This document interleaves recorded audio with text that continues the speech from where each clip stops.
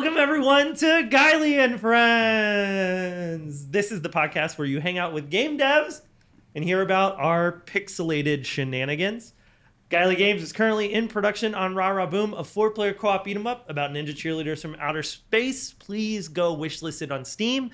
We're here to talk about that process, what it's like making games. We got some really cool special guests that we always like to interview. And I'm your host, founder and CEO of Gylee, Chris Bergman. With me, as always, is my co-host and our senior producer at Gylee, Kim Edwards. How you doing today, Kim? I'm good. Woo! I'm so pumped. I'm not stressed. I'm having a wonderful day. She's had a very rough day today. How are you doing? Yeah, Do you want to say why? Or like vaguely why? Vaguely why? We're just in the middle of a very aggressive milestone and For PAX. for PAX East specifically in Boston, and it will work out. Everything works out. we made the decision to completely redesign the boss fight of the level that we're showcasing at PAX. And we made this decision about a month ago, so that was Not even. Yeah, I guess I was giving us Like grace. a couple weeks ago. Yeah. I would not recommend doing that. Nobody should ever do that. Anyway, it's coming along. We're getting there. Yeah. I feel good. The fight's a lot better. It was, but not in this last build. Well, it's just broken. Yeah. But the fight is cool. I'm excited for people to play it. It's fun to play. Yeah. We just got to get rid of some bugs. Which is, that's kind of how game dev goes. Mm-hmm. Kim, we have a very wonderful special guest today. Very special guest. Legitimately one of your favorite people in the office. Yes. Emiliano Leon. I wonder who that person could be. Oh, it's me. Yeah. Hey, Mil. Hey, how's it going? Let me do your bio real quick. Yeah. So Emiliano Leon, studying animation at BYU. God, I hope we get to talk about that a little bit. And has previously worked in advertising as a motion designer full-time at Epifio and as a freelancer. Currently, he does 2D character and VFX animation at Gylee Games.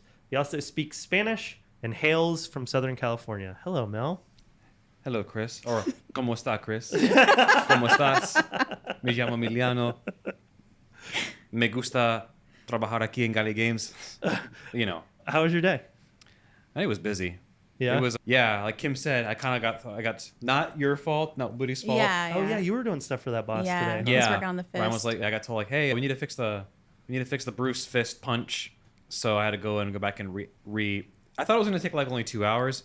Ended up taking most of my day just because I had to add little rocks when he punches the ground. But it's good. I enjoyed it. I was like, okay, if it makes it look better, I'm all for it. So that made me happy to work on. It made me happy to get some final polish on that punch on the ground. So, love it. You added rocks. Yeah, that means I have to add sound now, which is fine.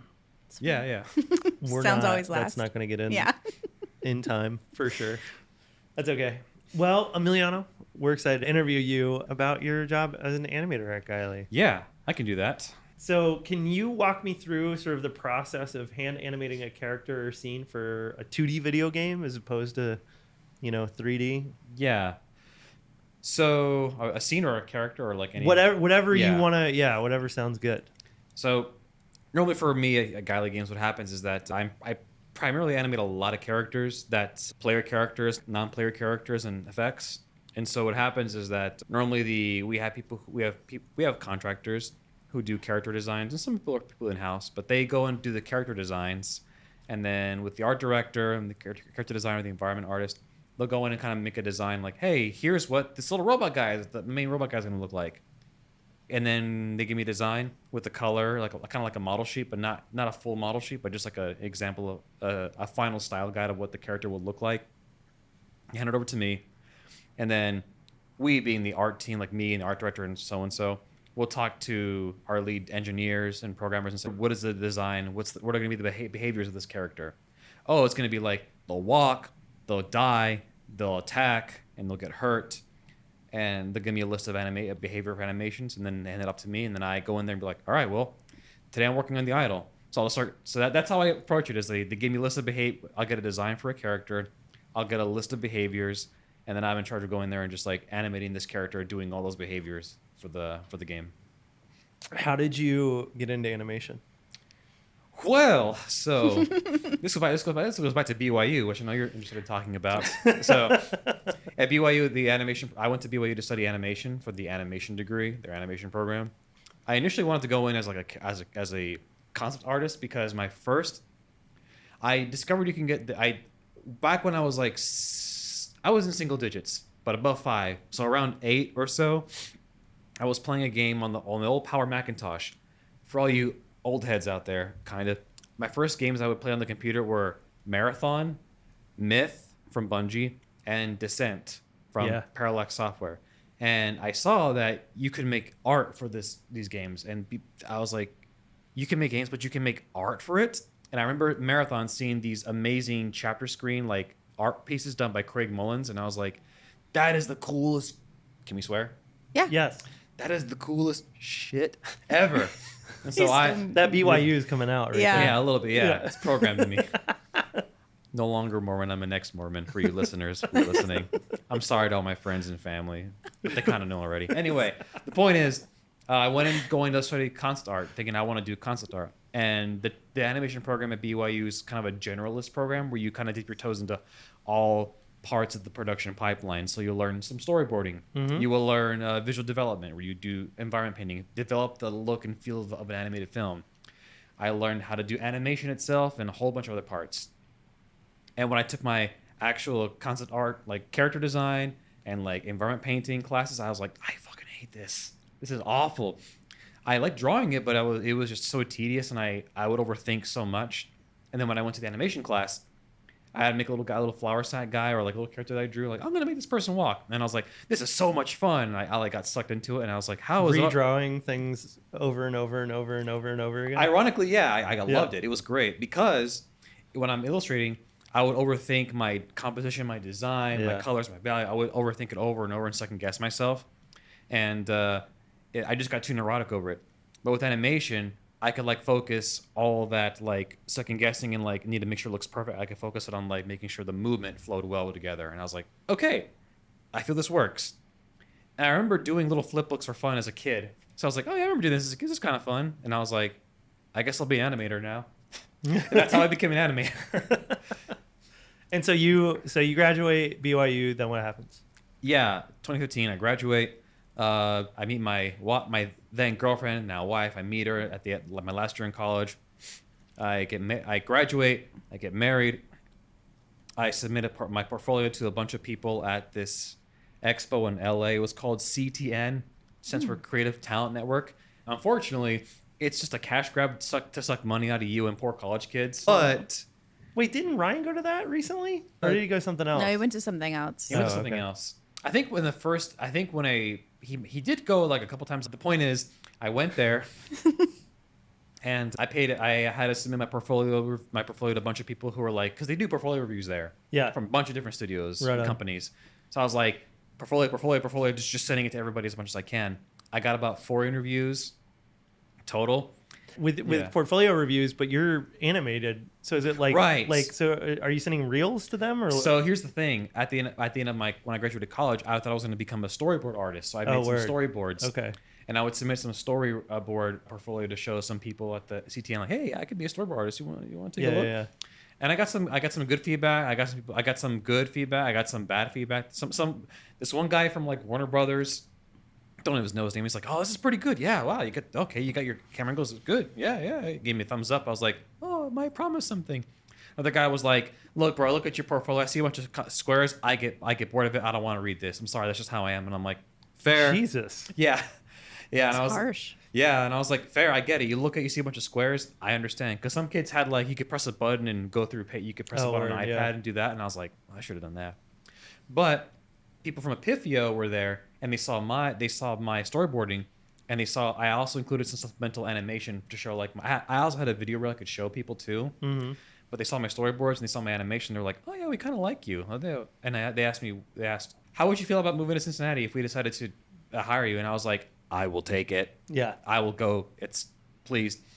And so a month or so passes by, Epifio call, and then it's still like in the summertime. And then like going into late summer, early fall, I'm just doing freelance. And my wife we're newlyweds. My wife is working at a call center at eHarmony in Provo, Utah. And I'm doing freelance art. Epifio reaches out to me saying, hey, we actually like your portfolio. We want to fly you out to Cincinnati, Ohio. And I was like, I don't know where. I heard the city. I know it exists. Don't know where it's at. Sure, I'll go. They fly me out there. They introduce me to the studio. I meet people on the team. They give me an animation test, and they say, hey, so we want to offer you the job. And I was like, let me call my wife and talk to you and get back to you on that. And obviously, I was like, I got a full-time job. It's because I didn't get any other offers from any other studios in California. But Epiphia was like, we'll hire you. And I said, it's a full-time job. I'll take it. Yeah. So then we fly out. We buy 2 one-way tickets to Cincinnati. We put all our shit inside of a little moving cart, the pod thing, and we send it out to Cincinnati. And we fly out here and had an apartment hunt. We lived in an Airbnb for 2 weeks and apartment hunted. Wow. So that's how I got here. Wow. Love Did they that. pay to relocate you? Just curious. You know what? I think they did. Okay, I good. just- That's a big ask. Yeah, I think they paid. I don't think they paid all of it, but they paid like the majority of it. Like we'll cover your moving costs or something. I don't know, but like they did help. Okay. But yeah, that was nice of them to do that. Yeah, very nice. So yeah, that's how I got here. And I forgot what your question was. I did. I was just immersed in your story at this point. Yeah. That's awesome, man. Oh, I think the question was like, how did you get into animation? Okay, so then you joined Gylee, Yeah, Gylee. and Yeah. And that's it. End of story. yeah, and you come in and murder immediately. Oh, thanks. In a good way. And what are some of the tools or softwares that you were using coming in? Yeah. Or that you've implemented into the studio over time. Yeah. So while I was at Epiphia, I was animating on Toon Boom Harmony, and then when I left Epiphia, I no longer had access to Toon Boom Harmony, and Toon Boom is an expensive piece of software. Yes, I paid for it for my last company. Yeah, it's silly. That's what we did all of our monsters in. I didn't know that. Yeah. And so I was freelancing, and when I came to Gylee, I had right before I got hired at Gylee, I started dabbling a little bit in Clip Studio Paint. Mm-hmm. So that's what I use currently to animate. So, What do you like about it? Like, what do you like about Clip Studio? well, I'll tell you. So what happened is that I used Clip Studio Paint. I started using that to do all my animation, and what made me be like, this is the fucking it. This is the jelly. This is the bee's knees. I was earlier on. Do you remember when we were making the like our first? I don't know what build it was, but when I first got on the company, like after I reanimated Eris and Ren, we put it in the game. Denver was saying we have memory issues because there's too many sprites. Yeah. Because I was exporting just PNG sequences, like an entire thing, and Denver was saying this is too much. We have to reduce the amount of like sprites by half, but we also need to keep the same timing of the animation that you have. How are we going to do that? And immediately I was like, oh, that's simple. We just do what's called an X sheet, which is like a timetable. It tells you on what frame, what cell you show in a little chart. And I was like, oh man, am I gonna have to fucking make CSV charts and learn Excel? I don't want to. Okay, but I'll do that. Found out that Clip Studio Paint has a handy feature where it goes file, export animation, exposure sheet in a CSV file, automatically does it for you. Yeah. And That's huge. Yeah, and because of the CSV format, the devs in Unity were able to take it and put it into Unity and implement it, and it worked. So that's what made me be like, all right, it can spit out X sheets. Great, I love this program. It's the best. That's what made me be like, that's the GOAT. What do you think were like some of the early challenges coming in and working on the game?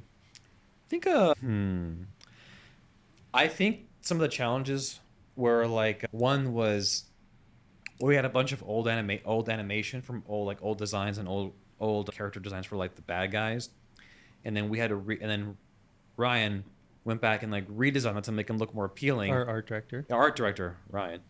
And so he handed them out to me. But at the time, we were like working so fast to get, I forgot what deadline we were trying to hit, but it was saying like, we need to be able to pump out a new animation, like the same walk, the same everything, but with a new model sheet. But we need to do it fast. And so I was like, all right, well, I can't hand animate it. I got to figure some way how to make this work. So what I ended up doing was just segmenting his body parts into like a puppet and animating him that way in Clip Studio Paint. So that was a challenge. Which is not what we do normally. Like, not what we do normally, yeah. They're not. They're almost completely cell animated. That's frame right. by frame, right? Mm-hmm. Yeah. Yeah, that's tough, man.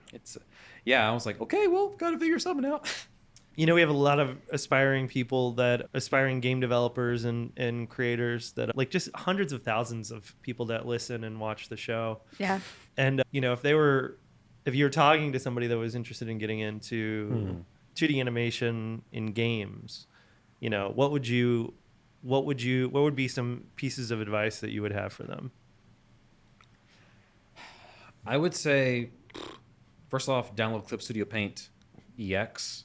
I know they do a subscription, and we all hate subscription-based software models, but Clip is pretty affordable. It's like, I think $10 a month. I would say get that. And then there's a bunch.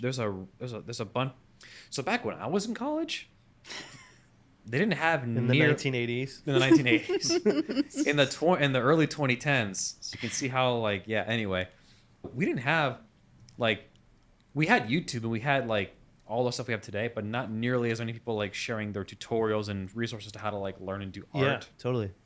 So one really good resource I would say is look up. His name is Toniko Pantoja.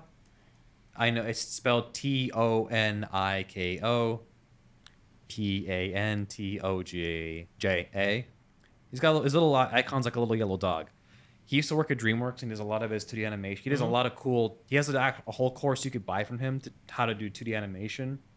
He also does little. Dude, I might get that for my kid. He'd Yeah. love that probably. Yeah. Yeah. So there's a lot of resources like that on YouTube that you could just watch for free, or find artists on Patreon that do this stuff for a way more affordable price than going to an art school, which will throw you into thousands of dollars in debt. Yeah. So I would say do that, especially in a Mormon art school. Yeah. Surprisingly, Actually, no. I got a surprising fact about that actually. Okay. Yeah, my tuition at BYU for one whole semester was a little over it was around $2,200 Oh wow. for one Seriously. semester. Yeah. You did the right way. You're Mormon, you went to Mormon school, and then you got out of it.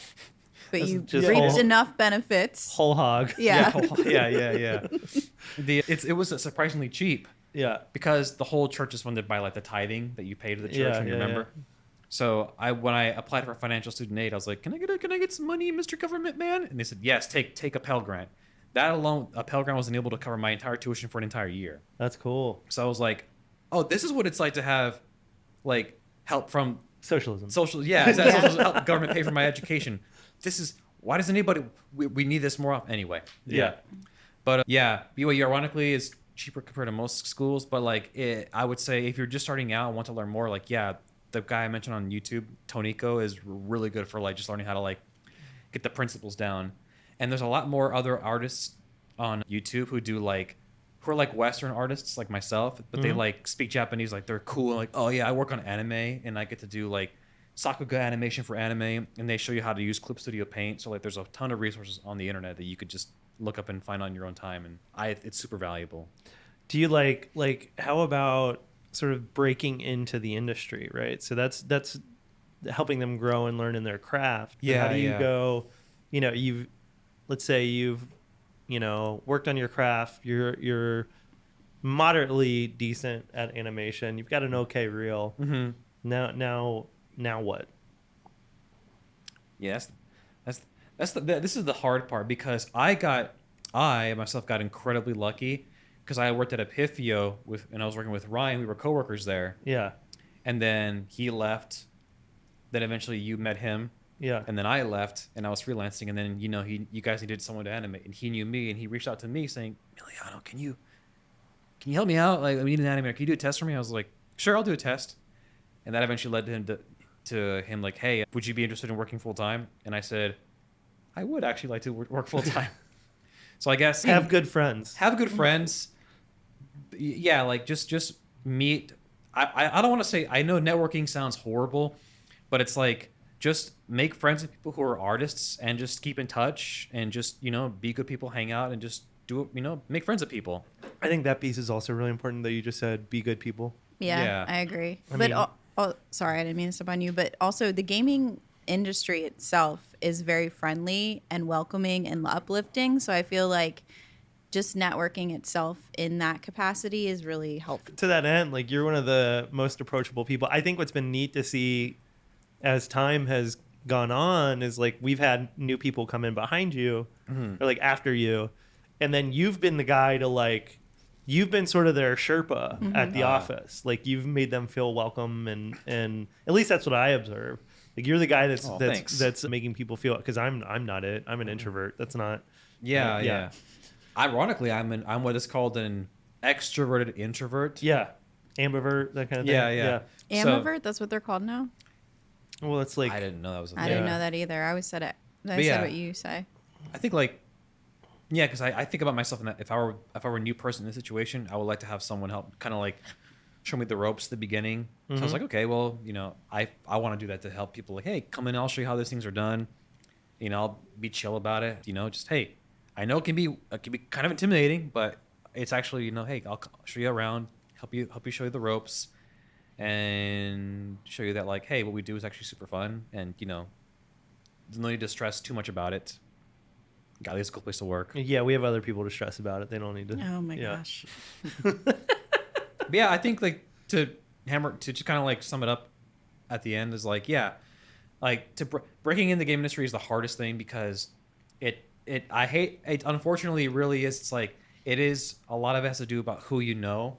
Like I know so many people. I know of quite a few people who are extremely talented at what they do, but they just have never met the right person or been in the right. It's like timing and knowing the right person. Yeah. Right. And it's just like it can be difficult to kind of just get sucked in, work on your craft, but not go out and like just socialize and meet people. Yeah. I understand that that's difficult for a lot of people as well. But like if you just make the time to just make friends and hang out and meet people who are like doing the same thing as you do, that's how I got here. And being so, human's a big part of it. Yeah. You know, being able to communicate well. I mean, there's also, which can be hard to do because it's like, well, where do I go meet people? And there's things like IGDA, International Game Developers Association, that they meet, you know, once a month. We got a Cincinnati chapter. There's game jams, right? Like Global Game Jam, where you can go and meet people and work on a game for 48 hours. And like, there's been tons of friendships built through that, right? So there's ways, or GDC or PAX or, you know, all these any sort of game dev summit type things. I mean, I think there's a bunch of different ways to meet people, man. And I get that all that stuff's really expensive. Well, like the GDC and the PAX and all that, like San Francisco is pretty cost prohibitive for a lot of people trying to break into an industry. It's fucking nearly cost prohibitive for me, man. Like it's so expensive. And, you know, but finding ways to like continue to constantly make games or make game-like things, I think is a big part of it as well. Yeah. You know, or working, you know, like, hey, we're going to go work on a little anime or a little short 30-second anime or something. Yeah. You know, getting that stuff up, I think can be helpful. I would just to put a little cherry on top of that. If you can't find full-time work, there's always contract work, and that's a good way to get your leg in the door, in my opinion. Oh, for sure. Yeah. For sure. Yeah. Finding, you know, looking for indie studios that need help can be huge. Yeah. Yeah. What has been something that surprised you about working or in animation in 2D in games, or didn't? You know, like what's something that like met your expectations, and then what was something that was interesting and surprising? I think what surprised me was that like, so I'm gonna come off as a huge poser by saying I don't play. I'm the kind of guy who sticks to 1 or 2 video games. You're not a poser. No. I stick to like 1 or 2 games, right, and play that.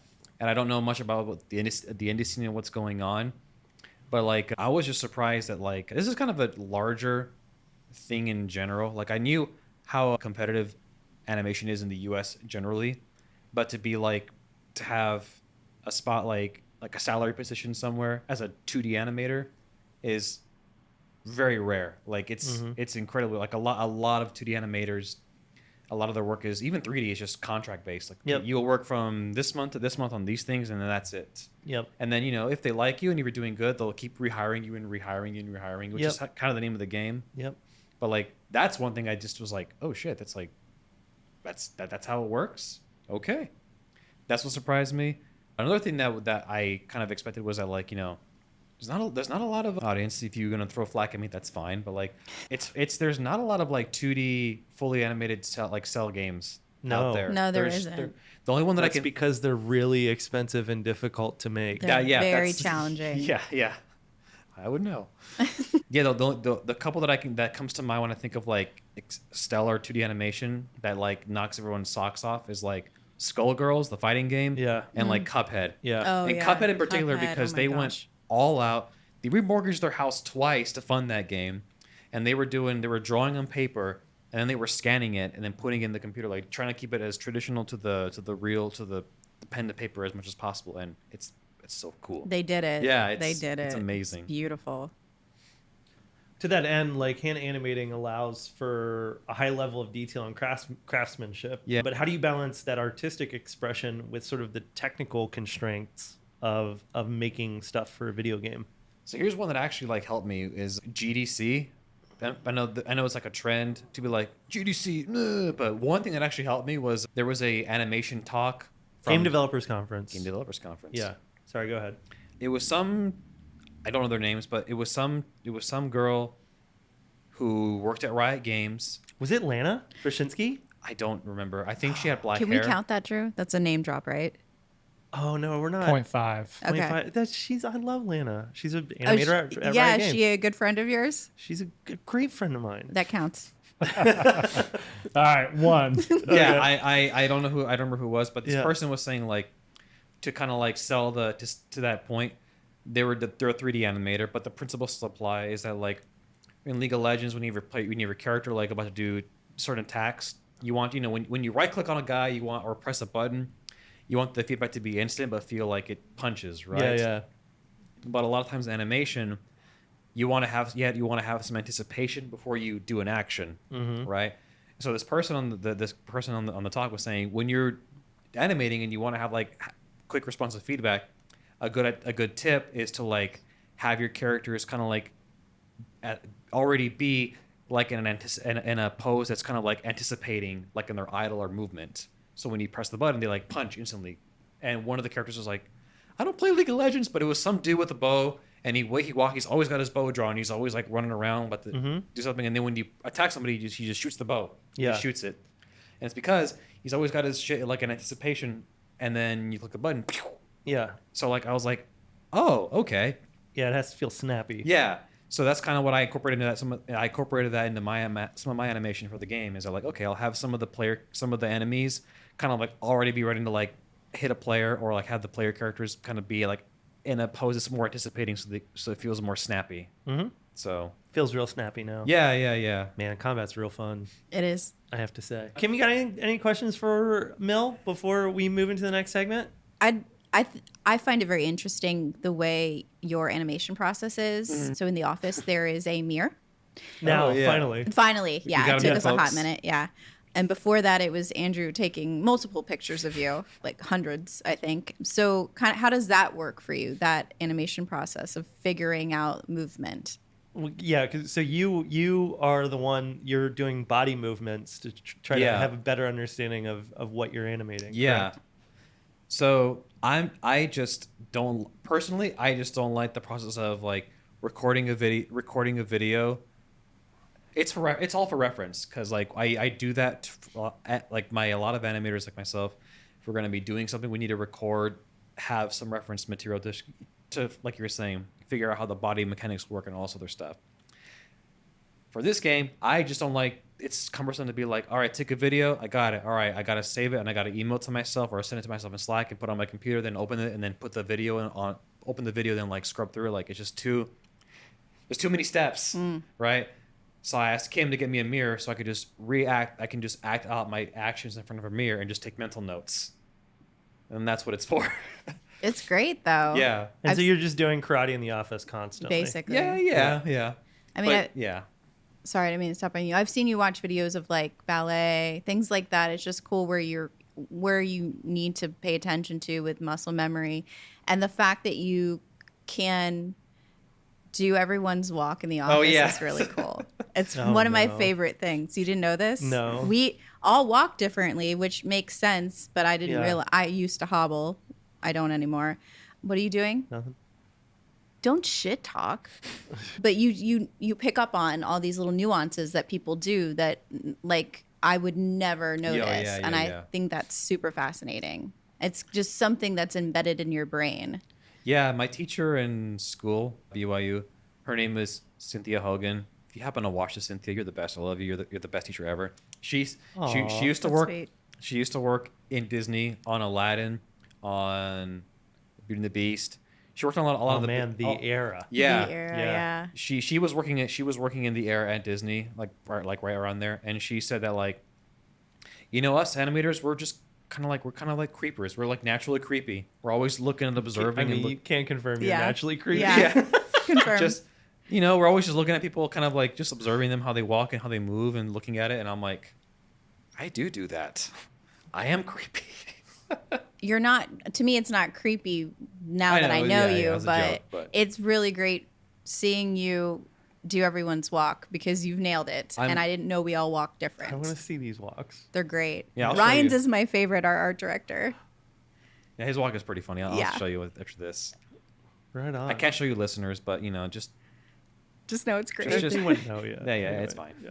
But yeah, the mirror is for like for me to take mental notes of like, okay, here's what my body's doing, here's what I'm doing, and I'll do it like 10 times because I will sometimes find myself like thinking about it too. Like when I'm doing a karate kick or like a spin, I will find if I think about it too much, I won't be doing it naturally, right?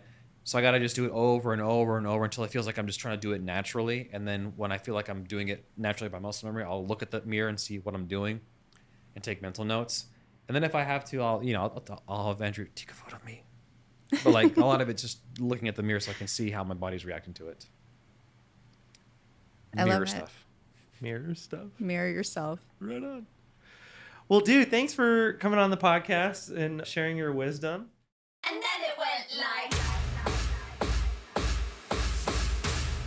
1, 2, 3, 4. Well, if it's glass, yeah, you're gonna shatter it. Battle your battles, you gotta tell it how to the cure. Breathe underwater. Won't you teach me how to do it? I wanna take a swim, bring me with you one time. We can fly if you take me under your wing. Let me do my thing. And then it went like hey, hey, hey. 5, 6, 7, 8. If it's trash, yeah, you're gonna take it out. Handle it rapidly, got the magic, you got it for sure. Make it nice, yeah, I'll bring the good vibes. Gotta win if you let me into the race. But I'ma do it my way. And then it went like 1, 2, 3, 4.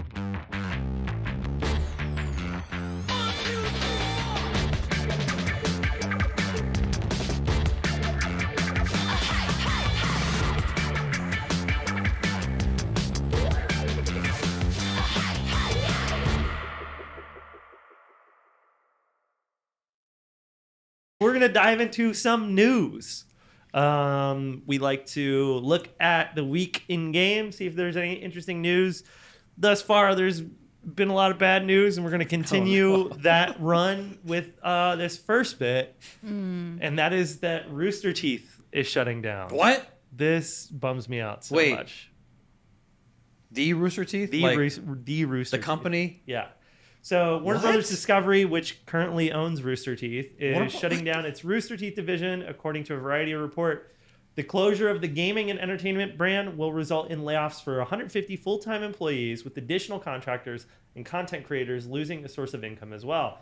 Oh, the no. outlet obtained a memo sent to staff earlier today by Rooster Teeth general manager Jordan Levin, who attributed the closure to challenges facing digital media resulting from the fundamental shifts in consumer behavior and monetization across platforms, advertising, and patronage. Rooster Teeth started 21 fucking years ago. That's Don't say that. crazy. Oh. With the creation of Red vs. Blue, a comedic machinima web series made using Halo. Last year, Rooster Teeth announced that the upcoming 19th season of Red vs. Blue They're would still going? also be their last. Yeah, I didn't Yeah. know they were still going. What the? That's crazy. So for me, Rooster Teeth is a big inspiration for this podcast. Like, I love the Rooster Teeth podcast. It was one of my favorite podcasts. That's why I wanted to do this. That's why I was so adamant to do this in person, is because I felt like there's something that podcast had that was really interesting to me. Watching the way that they'd spend all day fucking working together, and then they'd come and bullshit and hang out. And I thought that was amazing to me. I mean, I have a huge respect for Bernie Burns, who's one of the creators, along with all the other creators, Gus, et cetera, et cetera. And this just bums me the fuck out, man. I don't know. What's your take, Mel? I'm gonna be honest. I watched Red vs. Blue from the very beginning. I remember going online on halo.bungie.org whenever they release a new episode. Yep. And being like, new Red vs. Blue episode is Back out. when it was just in Blood Gulch. Yeah, back when it was just in Blood Gulch. Yeah. And I remember them like, you can do it. You can download it directly. It will take a long time, or you can do this thing called BitTorrent if you want it. And I was like, what the hell's a BitTorrent? And then that started my piracy. That's how I started sailing the seas of the open ocean of the internet. That's how you became. That's amazing. How you became a pirate. Yeah. Yeah, it's a bummer, man. It's sad. I haven't seen it. The last season I watched was like, God. I'm trying to think what the latest. They went into Halo 2. I remember when they did that. I was like, oh, they're in the Halo 2 engine now. Oh, God, it's kind of cool. Then they went into Halo 3, and that's when I stopped watching Red vs. Blue, and I knew they still existed. I used to watch Achievement Hunter like 5 years ago because I thought that was funny. Yeah. Really It's good. sad. It's sad to know that it's gone. It's gonna go away. Yeah, that's oh man. I mean, what a run though, man. 21 years. That's a pretty. That's a pretty good run. Yeah. Yeah, and it had changed hands a few times, I believe, as far as like ownership. You know, and I think it's just tough to create content. That amount of content. They created a massive amount of content. For back in the mid 2000s, yeah. And then created some great series, some great IPs like Ruby, the animated series is really, really good. I mean, 150 people at that studio is kind of awesome, man. But it's really a bummer. It's, you know, I've had a couple friends that have you know, gone through Rooster Teeth there. Oh fuck, I just did it, didn't I? Was that one or two name drops? I feel like that was 2, so we're up to. I just said a couple of friends. I didn't name a couple. Who. Uh-huh. I didn't name who. It's still name drop you. That's fine. Yeah. You know, that have gone through that, man. And I think one year I had Barbara Dunkelman, who's in the cast of Ruby and was on Rooster Teeth's podcast for a long time, had a bunch of other podcasts. That is a name drop, but I don't know her. But I paid for a cameo to sing Happy Birthday to my wife. That's cute. And it was really good. But yeah, man, it's I think what's frustrating also is it's like Warner Brothers, didn't they just announce that they're the first streaming service to be profitable? I did not know that. I didn't know that either. But Yeah, and so it's like, oh, and they had just canceled. They had canceled the Batwoman movie, and then they had canceled the Acme movie more recently, and the Wile E. Coyote was yeah, it the Wile E. Coyote one? Yeah. I remember seeing that. Being like, Yeah, that you gonna was- make a Wile E. Coyote movie, and you just axed the Wile E. Coyote. Trashed it. Yeah, just take it out Yeah. from underneath us. It's sad, but also like that tracks for Wile E. Coyote. Yeah. he would have a movie made about him, and then have it get axed. Yeah, I've heard there's some people trying to acquire the rights to like Junlock and Ruby and a couple of their other IPs that they've created over the years. So hopefully those will continue to keep going. I think that would be really cool. Kim, are you familiar at all with Red versus or Rooster Teeth and Red versus Blue and all that stuff? I am familiar with Rooster Teeth and Red versus Blue, but it wasn't like I didn't grow up on it. Like it wasn't something that I watched. I just like knew that it existed, I guess. Mm-hmm. So I can't really say a lot about it, but like I do know that it's like a staple. It's an icon. It's part of our pop culture. So it's kind of sad to see it go. And they really pioneered machinima in a lot of ways, man, early on. Yeah. They made it. I remember as a teenager, all my friends watched Red vs. Blue. Thought it was the coolest thing. You know, they really popularized the hell out of the concept of machinima. So like, I remember everybody was trying to do Red vs. Blue, including myself and my friends. Like when we would do our Xbox LAN parties, we would hook up like we bring in our 3 heavy ass CRT TVs, bring it to my friend Spencer's house, put them in the living room, get a router, plug in all of our Xboxes into the router, and then we had my friend Spencer had a VHS recording system. So he would have the main TV be the cameraman. He would put in a VHS tape, press record, then we move our characters in front of it like we're doing machinima, like in front of the camera screen. It was great, good times. So I like, think we should probably have like a Red versus Blue marathon watch at the office, maybe. I'm into In it. Yeah. memoriam. Just pull it up on one of the TVs. I'm sure it's all super appropriate from 20 years ago. Oh no, yeah. It's like, hold on, guys, like put a Whoopi Goldberg in front of the camera, like you know the Looney Tunes DVD when you buy it, Whoopi Goldberg comes on and says, "All right, guys, Looney Tunes is funny, but we got acknowledged. A lot of it was like they had a lot of racist and bad stuff in front of the cartoons. It was a product of their time. We're not going to get rid of it, but it was bad then. It was bad now. Do you know? No, I've not seen Wait, that. they hired Whoopi Goldberg Yeah. specifically to do this? Yeah, I don't know why Whoopi Goldberg, but like, yeah, when you have, because I have the DVDs. Why not Whoopi Goldberg? I have though? the Looney Tunes Gold. I have like a six DVD collection of Looney Tunes, and yeah, when you press play, she comes on and says like, yeah, enjoy the show, but just be aware. There's some episodes that are very this is not good. I appreciate Do that. you think we could hire Whoopi Goldberg for doing that in the front of this podcast? It might be helpful. Or, I mean, or just don't do it. Horrible segue, but I noticed I wanted to watch an episode of Always Sunny. Yeah. And they pulled like 4 episodes. They pulled the Lethal Weapon episodes. Yeah, which rightfully so. Yeah, wait, why? Because they have blackface Yeah, in it. it's Oh my not God. okay. Yeah, I've so, never seen any. Oh, you I've never haven't seen- watched it. I've So seen like a couple of basically, Always Sunnies. they're just smart about it. They're like, these don't hold up. These are not appropriate. It's These are too not much. okay. We are not going to air these anymore. Yeah. I'm okay with getting rid of content that doesn't work now. I agree. But also, it's kind of scary to think, like, if like the internet goes down and we never have it again, that we lose all this content. So like, Well, that's a whole different, like, as far as like streaming versus like. yeah, just a lot of it. Like, it's important to know that we were racist. I think, Yeah, like, still are. yeah. So like, let's not just delete it and pretend it didn't happen. In my opinion, is what I was see. saying. Okay. I'm gonna. It's like if they want to pull it, that's fine. Like I understand, I get it. I just think it was funny that when Mac had that makeup on, he was in the shower. It was coming off of him. Like Yeah. that was right. that was funny because like you see them change characters because they couldn't decide. I want to be Mel Gibson. I want to be Donald Glover. They couldn't decide. They kept going back and forth like that. That was hilarious. But taking it off, I understand. I get it. I get it. I didn't mean to derail you. Sorry. I Well, thought that in was the- interesting. In other news, before you guys dig a deeper hole for yourselves, more Warner Brothers activity. They came out recently to address the volatile AAA console space, and they want to do it by incorporating more live services and mobile free-to-play, which doesn't sound great. No, that's gross sounding. So, the gaming business of Warner Okay. Brothers Discovery has been historically focused on AAA console games, but the company's CEO and president of global streaming and games, JP Perrette, wants to change that. Oh, he's got 2 things. He's a global streaming and games. Yeah. Ooh, look at Perrette said most of WB's games business to the date has been driven by 4 separate franchises: Mortal Kombat, Game of Thrones, Harry Potter, and the DC Universe, of which is $1 billion business in and of which each is $1 billion business in and of itself.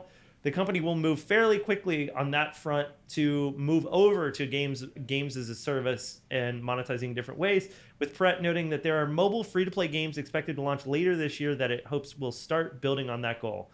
The second way WB hopes to address volatility in gaming business is through those live services. So rather than just launching on one and done console game, how do we develop a game around that? For example, Hogwarts Legacy or Harry Potter, that is a live service where people can come in and live and work and build and play in the world on an ongoing basis. Isn't this what fucked Suicide Squad? Like, yeah. because Suicide Squad was like going to be like, they forced it to be a live service type of game, and which is why. So I think what's crazy. Sorry, I'm just gonna jump right in on this one because I have opinions. You got hot takes. Let's jump in on the jacuzzi. So they have Hogwarts Legacy's theirs, Suicide Squad's theirs. Hogwarts Legacy kills.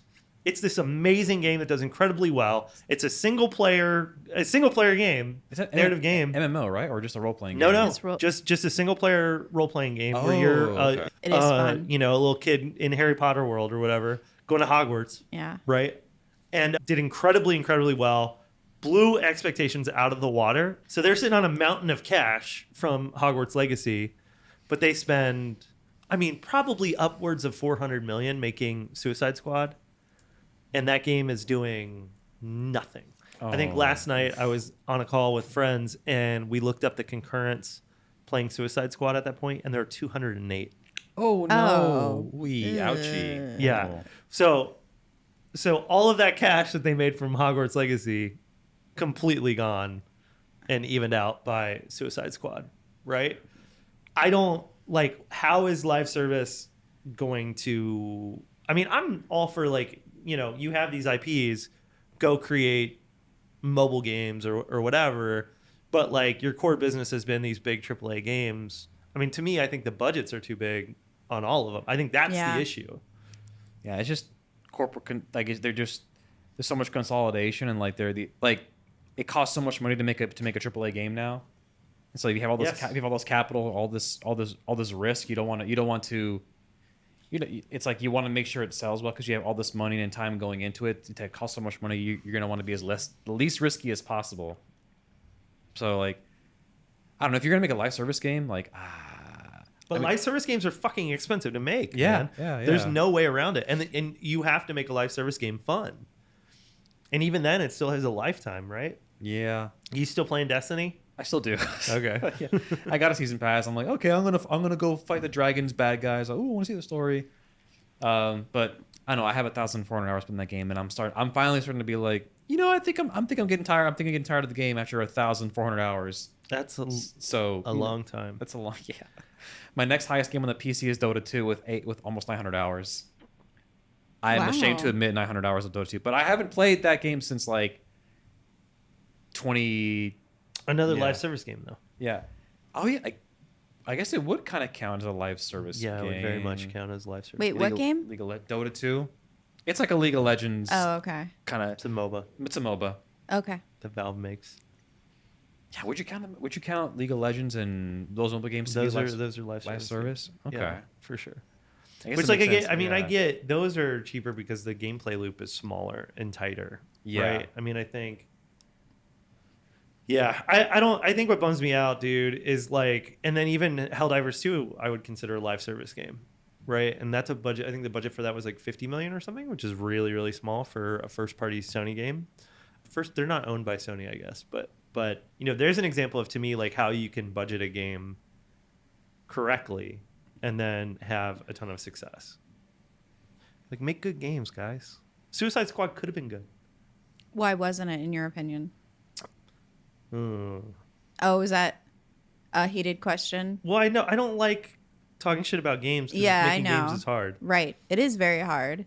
But there's got to be a reason. So they took a studio, Rocksteady, which up until that point had made Batman games, really good single player Batman games, and was like, okay, now we're gonna make a multiplayer co-op game that's a looter shooter that and none of these characters use guns typically, and we're gonna make you find some sort of mechanic where they're going to constantly be chasing like the newest weapon or whatever, which doesn't make sense for those characters. Like, those Yeah. characters are built for narrative driven. Like, you could have made a dope multiple co-op Suicide Squad game that was just like, you play it for 40 hours and then that's the end of the game. Like, that's Yeah. and you can do it for less than 100 million. I mean, I think that's the piece that's missing. But yeah, it's just frustrating, dude. I hate that, like, people are veering away from single player narrative games that are actually consumable. Like, you don't have to make a game 100 hours. You don't have to. No, not. Jeez. The game I'll play for 100 hours is Destiny. because I'm a which is the one masochist and sadist? Which is the one that likes pain? Masochist. Because Sadist likes giving pain. okay, so I guess because I'm a masochist and I like playing Destiny 2 player versus player and getting my ass whooped and getting Yeah, yeah. mad. Same with Dota 2. I like getting in there and getting my ass kicked and being like, I hate this, but I go back for it every time. Don't know why. Yeah. But I do it. It's just, yeah. Yeah, it's a bummer that the industry's changing in this way. Yeah, I would agree with that. Man, bummer news again. Yeah. One day we'll Seems to have be a like a trend. good gaming news segment. Yeah, you know how like regular TV news always ends with like, and these puppies Yeah. were saved under the bridge. Yeah. Well, that's why we have Kim's pick. They have for a news. sick. Oh man, Kim's pick no. for news is supposed to be that. I was right? unaware of that. Like, oh, Kim's quirky. She doesn't know anything about games. What's your news pick? It's just what I'm angry about this week. It's not. Is it funny? It's not funny. Oh, okay. I'm sorry. No, I feel Dark bad. news segment. Yeah. Folks, sorry. I think as a parent, this kind of was alarming to me, which is why I wanted to talk about it. But like also I don't want to have sad news this whole time. But father accused of drugging 12-year-old daughter's friends with laced mango smoothies during sleepover. I heard about this story. Yes. Yeah. What the actual fuck? What the fuck? I'm not kidding. This it got enrages darker. me. What? It got darker. Yeah, you want to talk It about did get darker. It wasn't Christ.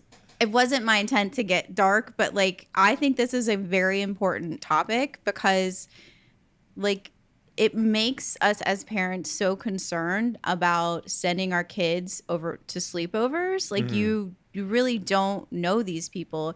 And this man that did it is like this 57-year-old father who's like looks well-to-do, very unassuming. Like you really don't know. And like these parents were so lucky that one of these kids stayed awake, paid attention, called an adult like at 3 a.m., like got their parents alerted, and then they were able to bang down the door where this father was like, no, kids are sleeping, you can't come in, and eventually let them in. God. They took them to the hospital. They figured out that yes, in fact, he had drugged these kids. Like, it is crazy. This is just supposed to be a fun sleepover. And then also it's horrifying for the daughter. Like, what's happening to her? Like, Yeah. this whole scenario is Damn. terrifying to me. So you have heard about this? I have heard about this through Shay. Yeah. Okay. Yeah. I forget who coined the term girlfriend use, but it's like when you get back from your day at work or whatever, you come back together, and then the girlfriend usually is like, "Have you heard about the story about the guy who drugged?" Yeah, it's Oh, okay. just the most horrifying, depressing stories you've ever heard in your life. You're like, I did not hear anything about this. I don't know why it's called girlfriend news, but that's what the kids are calling it these days. Girlfriend news. I like it. I guess that's what I'm doing now. Girlfriend news. Girlfriend news? How- It's something very different for me. What is it? I wonder what boyfriend news would be. Yeah. I guess boyfriend news would be like, yeah, Football. Yeah. yeah, It would sports. be Yeah, sports. that's boyfriend news. Football and gaming. Yeah. I don't know, Chris, as a parent, do you feel safe letting your kids? I feel safe with, we have only if I know the parents. Like, Right. like there's a couple, we've had the kids. I think it's also like, it's very unfair for me as a dad of two boys. Like, it's different. I feel like. I don't think so. And honestly, I get what you're saying, where you're coming from, because I have two girls, but like, I feel like I would still be as guarded regardless of their gender. Totally. It also helps that they have, yeah, man, it's just scary. I just read that article and like, this guy's 55 years old. He put benzos in their smoothie, Who puts what? which, What and even then is that? He's 57, by it's the like, way. it's a date rape drug basically. And then like waited for them to go to sleep. Like he kept coming, like they were in the basement and he kept coming back down to check on In them. the basement? Yeah. Yeah. No. And it was the only reason we know about it is because one of the girls didn't drink the smoothie. Yeah. And she stayed up and she pretended to sleep. I just think she was smart. Like she might have had a feeling. And then she was like texting her parents, like, please come get me. Please come get me. Like, I don't feel safe. And like, it was in the middle of the night, so they didn't hear it. And so she found another like safe adult that came and got her. And it could have ended in a very horrible way. Yeah. Like I'm very glad that this was the outcome. But like, if this story were to be different, it would be terrifying. And also, like, this can't be a one and only event Right. either. Yeah, man. Yeah, I mean, I think not to get too dark. Ooh, I am still blown away by how many of my female friends have stories like this. Yeah. Every single one has some sort of experience. That's assault. That's, everyone has a story. And it's usually someone you feel safe with too, which is even Yeah. worse. It's fucking awful, man. And so I think that's been eye-opening as I've gotten older, is realizing that like how rampant a lot of this is, and it doesn't end. So yeah, I don't know. About the puppies in the box that Yeah, someone puppies. Can you please like just put like a little puppies video? Yeah, I'll put like a PNG, but like it's not. It doesn't have the background cut out or something. Yeah. Just over you guys. See what I can find. Let's see what some of your headlines that are funny. Nope. all No, bad. they're not. All bad. Everything's bad. We might just cut the news segment. Yeah, I know. This is News is sad. So dark. It is Yeah. dark. Well, thanks for making it darker, Kim. You're welcome. Really happy that you did that. Are you? Nope. It was between that and an article about are bananas healthy for you? Are they? Oh, I want to read that article. Yeah. 'cause Oh, I love damn it! bananas. I picked the wrong one. It just nothing new. There's just like a lot of, and it also depends on the time that you eat the banana, like the Wait. stage of the What? banana. So like, Wait, when the it's ripe- ripeness of the banana? yeah, Okay. yeah, I when thought it's- you meant like time of day. oh, That's what I thought too. What? Eat it bad in the morning. It's bad. Yeah, Eat it at no. night. It's very good. it's a good banana. Eat it in no, the I daytime. meant the banana itself, not you. Anyway, I'm sure I can find and share it, but it's basically it was just talking about the sugars and how and the starches and depending on like the stages of the banana, not the day. So if it's more ripe or whatever, like if it's better for you and when it's better for you, it wasn't really helpful, honestly. It just gave me all the information that yes, I know there's sugars in a banana. Thank you. Yeah. That's why we eat them. I love making banana bread. Oh, I don't make it. Shay makes really good I banana love bread, banana and it's bread. delicious. Sounds delish right Yeah. now. Yeah. Yeah. Nice, Anyway. hot, steamy. I'm hungry. Hot and steamy. Yeah, hot, steamy out of the Hot oven. and steamy bananas. Well, Anyway. that's been the gaming Sorry. news and the sad news. Kim, what has been some shenanigans that you've gotten into this week? Other To than- wrap other- this bad boy up. Other Yeah. than reading Oh, no, depressing wait, we got a stories. couple I know. As far like not too many shenanigans, but I don't know if it's boredom or what but I've decided to, and Drew, I need you to. I'm kind of interested to see if you've noticed. I've been changing my email signatures. Have you noticed? I almost commented on it today. Thank you. I was just like, oh, I should have said love the live, laugh, love. Oh, Live, yeah, like you it had- really Her stuck email out to me. signature said live, laugh, love, comma, Kim. That was my Yeah. most recent one to Drew. That's great. Yeah, I got one a that said don't go chase some waterfalls. Yeah. Kim. Ooh. I'm inspired. I know. You've been getting very different signatures this entire time. Oh man, And it kind of hurts my heart that you just I noticed today. noticed just the live, laugh, Yeah. love. Well, okay. I highly recommend everyone signing off with live, laugh, love. I'm just going to keep on using it then. I'm just No? nobody reads it. I just say cheers. I know nobody reads it. That's why I keep changing And it you up. stole cheers from me, right? What now? Oh, My yeah. If sign I'm off? you, it's cheers. Is that Yeah. what you're saying? Yeah. But It's I've cheers, used cheers comma, for a long C. time. Yeah. Yeah. And it works. I like it.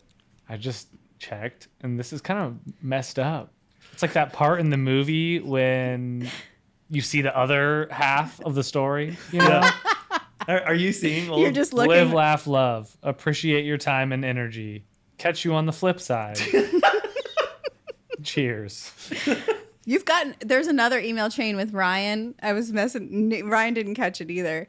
And I was just seeing if you notice. It's wild. Yeah. good shenanigan? Thank you. I'm not going to stop doing it, by the way. You're causing chaos in the workplace. Yeah, I do my best. Yeah. Yeah. That's all really I've been doing. A little bit of chaos. Chris, what kind of shenanigans have you been gotten into? I was waiting for you to. You've been gotten into? I was waiting for you to swallow. Did you live in Kentucky? I lived in Kentucky for a while and went to school there, so yeah, I got a little Kentucky in my What kind of shenanigans have you been gotten into? into. I think that's the announcer voice right there. Yeah, that is. Right. Are you familiar with that? Who did the voice for that? Some guy. Yeah, some guy. Do you want a name drop?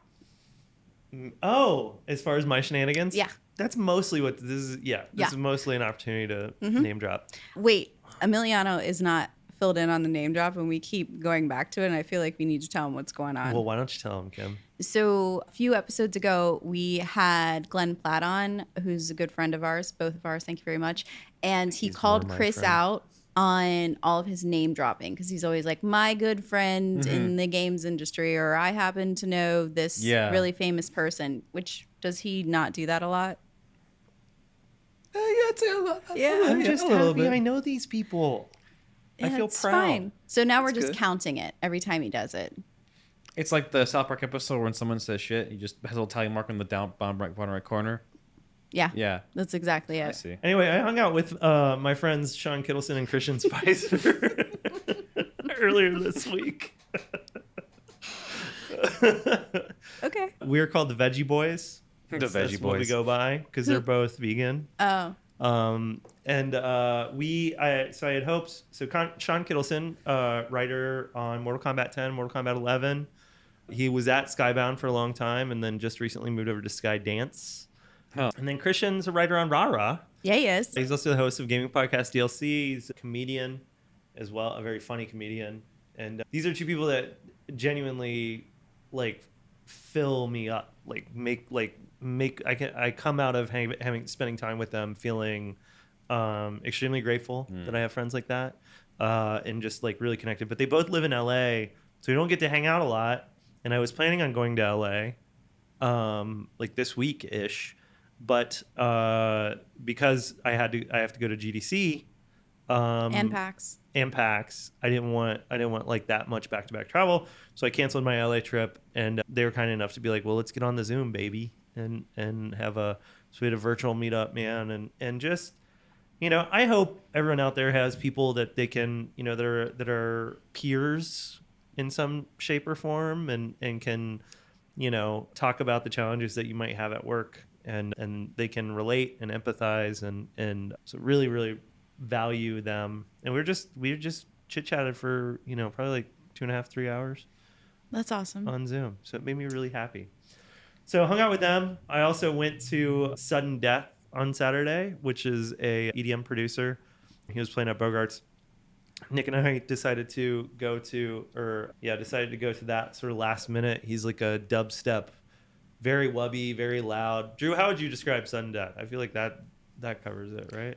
Yeah, just evil Headbanging. sounding, Evil headbanging, sounding. Really? EDM. dubstep. Okay, you're Yeah. not selling it for me.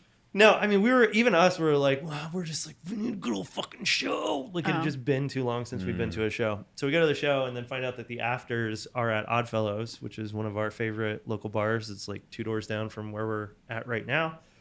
So I get there a little early and I'm Did like, you hey, just can I point open? for the audience to see where it is located? Well, it's just that way. Okay. For our listeners, Chris is pointing to his left. Yeah, I mean, I'm on video. Oh, I'm not. I guess not always. Oh, Drew yelled at me about this. Literally. Just yelled at you But it about is 2 blocks on the street from where we are physically located. We will not tell you where we're located. two doors from where we are located, right? It's Northern Yeah. Row and then Oh, so you really are telling them where we're physically Okay. located. Whatever.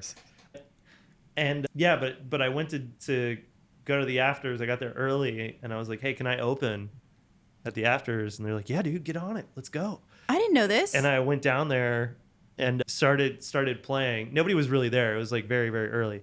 Started playing, and they didn't have so like with CDJs, like you have to have an Ethernet hub to like get Link to work, and I only had one USB on me, so I need Link. Gosh, this is not good. This is not a good story. But anyway, they didn't have their Ethernet hub, so I couldn't play. Oh, you didn't on get one deck. into shenanigans. So I left to go to my house to like get an Ethernet hub for it. And that took like, I don't know, probably like 20 minutes or whatever. Yeah, that's fair. And by the time I came back, there was some other DJ that was there that was like, what the fuck are you doing? Like, it was very, Oh, it really Really? bummed me out, man. And like, Aw. and it made me sad. I just didn't, Sad shenanigans. I don't know. There's a Yeah. lot. And it wasn't Sudden Death. It was, I don't even know who it was, honestly. But I immediately texted Drew and was like, this hurts my feelings. Guy's got a bad attitude. There's so Really? many EDM DJs that are just fucking awful, man. Really? That's like, I don't know why. I don't yeah, get it. you've told other stories. Are you gonna leave like an Ethernet cable behind the bar now? I did, yeah. Okay, Yeah. there you go. I left it. Problem solved. So, Ethernet, I left the hub with all the cables Okay, and stuff. yeah, all the doodads. So anyway, I did that. And then my last little shenanigan is I'm doing a personal spicy ramen challenge. Personal. So, yeah. I found You have tummy troubles. Is this a good idea? But this is partially why I have tummy trouble. Okay. I feel like. Go But ahead, Drew. What I is found- a spicy ramen challenge? So I found, here's how it went down. I love ramen. Like, I love shitty cup ramen. Like, I probably always good have like stuff. 20 of them in my Oh house. my god. and have them pretty regularly. If I feel like sick or whatever, it's like perfect for that. And then I was like, oh man, I wonder if there's like other ramens that I could have, and started Googling. And on Amazon, you can buy just like assorted amount of spicy ramen, like a box of like 30 different spicy ramen from Japan or from where, I don't know, from Korea, all that stuff. None of it's in English. So Wait, what about the expiration date? Is that legible? Like, I mean, I'm they're genuine. Ramen doesn't expire, really. We're all fine with this. Yeah, We're just this going is along fine. with. Okay. Anyway, so cracked open the boys get to pick what ramen I'm having. And so I cracked open the first one. It was really fun. So I'm gonna keep doing that. I'll keep you guys updated. What was the flavor? Spicy? Oh, it was just spicy. I don't know. Oh, I bad. can't read it. Oh, yeah, that's a good point. Yeah. I didn't think about But that. the first one I have a 5 out of 5. It was like just spicy enough. It was really good. So I'm excited to see how that goes. Is this a day, a week? There's no. It's just whenever I have ramen, I'm gonna try a new little spicy ramen. Okay. There's a little variety in my. I'll just have to check your ramen Insta choices. story to see if you had Yeah. ramen that day. Yes. Okay. Yeah. Noted. Mill, what has been some shenanigans that you've gotten into lately? Quite the shenaniganless life for me in the past week or two. But I did go see The Worm in theaters. I went and saw Shai Hulud. I saw the light of Paul Atreides. I hope everyone knows what you're talking about, because this is a great way to key it up. Yeah, I went and saw Dune 2. I'm like, this is it. Give me The Worm. Give me The Worm. Did you get the popcorn? No, I didn't get. The I didn't get the bucket? Worm. I didn't get the bucket. Okay. But Thank God. I was telling Shay, I was like, should I get the bucket? She's like, don't you get the bucket? And I was like, She's right. but it's creepy and it's got the worm bucket. And she's like, no, No. It's a butthole. it's creepy. It could be a lot of things. It can be a lot of things. Yeah. What else could it be, Kim? A worm. I saw a TikTok of like the guys going up to the stand and they're like, no popcorn, just butter. Lots of butter. Oh no. Yeah. Oh. Drew's face is great. But yeah, Could be a lot of things. Dune 2 saw it in theaters. It was fucking great. Yeah. I loved it. Yeah. It was very good. I've listened to the book on audiobook. I finished the book on Great book. years ago. Book's amazing. It's fantastic. They kept true to a lot of things in the book. I was pleasantly surprised. They changed a little bit of things to make it work better for a movie, but nothing too drastic. All around, great stuff. Good worm content. Love the worm. Love that. Love the worm. And there's going to be a 3 and 4, right? I think so. From what Shay has told me, because she's following this more than I am, but Okay. like the director says, yeah, I'm planning on making, because the next book is Dune Messiah. Mm-hmm. He's like, yeah, if this Dune Part 2 goes really well, we'll make a third. We'll make a movie with the next book. I'm here for it. And there are 6 books. There are 6 Dune books. I didn't know there were 6. There's Dune Messiah, and then Children of Dune, Chapter House Dune. I don't know the title, but I there's need 6 to of read them. 'em. At some point, Paul becomes a worm god. He becomes the god emperor of the galaxy. Spoilers. Yeah. It's great. Well, no. that's the thing. It's great. It's But, a storyline, kind of. Yeah. But yeah, good worm content in the movie. Go see it. Yeah. Okay. So would that be your recommendation? That's my recommendation. Yeah, Oh, go see. I see Yeah. what you did there. You segued. Have you? Yeah. But before we move on, because I'm not having this yet. Have you? She stepped on my segue. So I did. Have you seen the original Dune? Like the original movie? The From the David Lynch 80s? movie. Yeah. I've seen the David Lynch one. I feel like you would love that.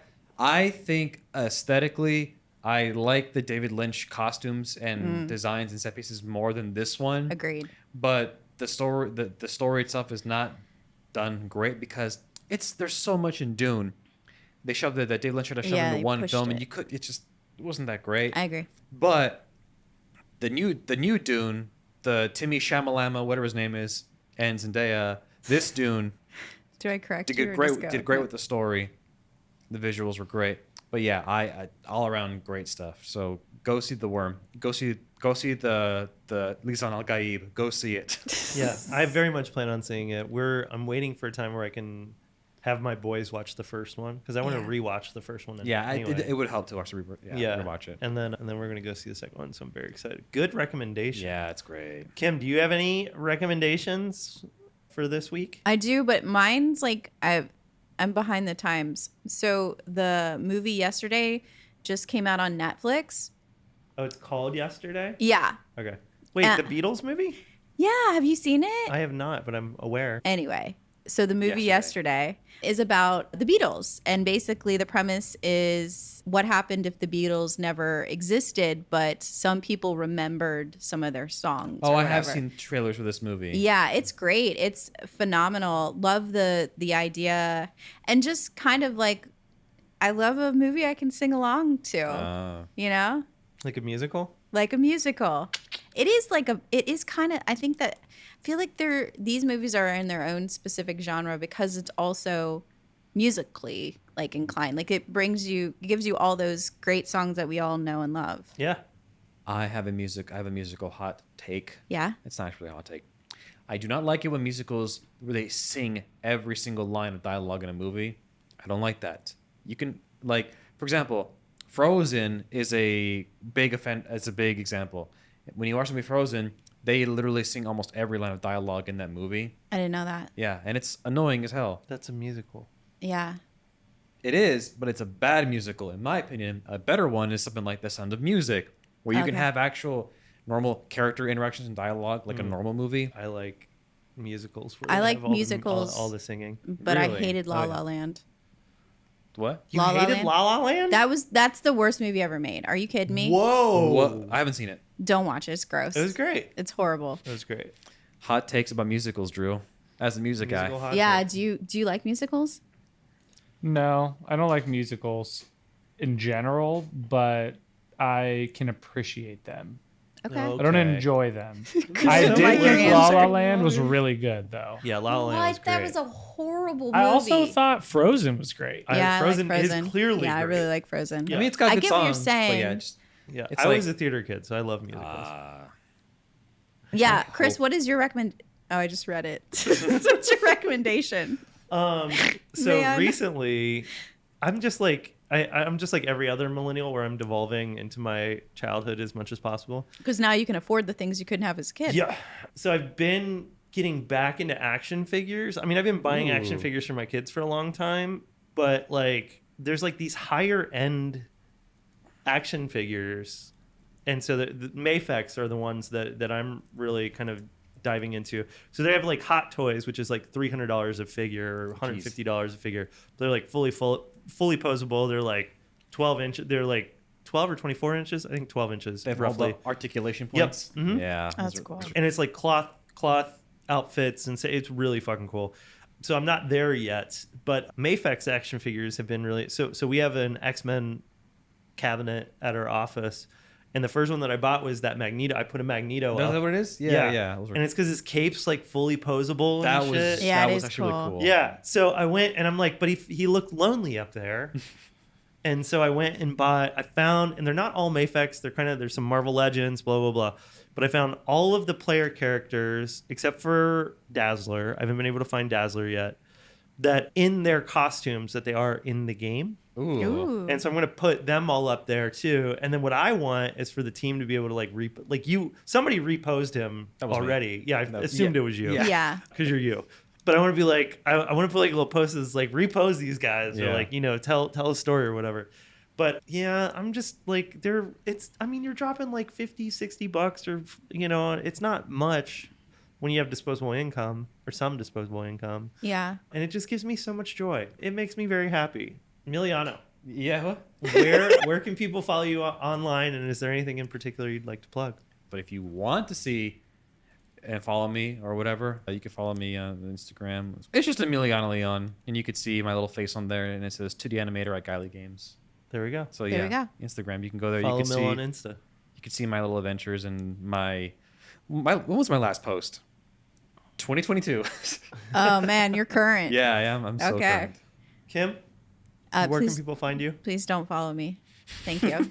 You can find me. My personal is at Bergs Makes Games, and then of course, most importantly, follow at Gylee Games everywhere: TikTok, Twitter, Insta, Follow, hit like, YouTube. subscribe, Yep, like and subscribe here, please. whatever it is. Smash that like button. Smash that like button. And most importantly, wish list Rah Rah Boom on Steam coming very very soon. Type it in Steam. And then you're going to see it, and you're going to find the button that says add to your wish list. You're going to click that button, and it'll be like, yeah, it's on your wish list now. And you'll be like, oh, yeah, I get to have a new game when it comes out very soon. Thank you for spending time with Gylee and Friends. We are Gylee and Friends. I'm a friend. You're a friend. We're all friends. I hope you have a great week. See ya. Bye. Goodbye, friends.